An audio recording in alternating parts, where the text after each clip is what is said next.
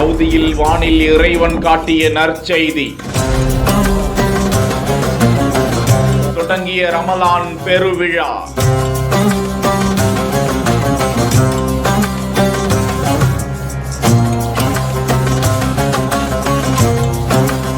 Saudi அரேபியாவின் புனித ஸ்தலமான மக்காவில் பிறை பார்க்கப்பட்டதால் உலகம் முழுவதும் இருந்து மக்காவுக்கு சென்றுள்ள மக்களும் அதுபோல மக்காவில் சுற்றுவட்டாரத்தில் உள்ள அப்பகுதி வாழும் மக்களும் ரமலான் தொழுகை மேற்கொண்டனர். தொழுகைக்காக புனித மக்காவுக்கு நள்ளிரவு 3 மணி அளவிலேயே இஸ்லாமியர்கள் வந்து குவிந்து காத்திருந்தனர். காலை 6 மணிக்கு தொழுகை முடிந்தவுடன் ஒருவருக்கொருவர் கட்டி தழுவி ரமலான் வாழ்த்துக்களை பகிர்ந்து கொண்டனர். உலக நல்வாழ்விற்காகவும் வறுமை நீங்க வேண்டியும் ஒற்றுமை ஓங்க வேண்டியும் நோன்பு இருந்த இஸ்லாமிய பெருமக்கள் புனித ரமலானை வரவேற்கும் காட்சி வலைதளத்தில் பகிரப்பட்டு கொண்டாடப்பட்டு வருகிறது.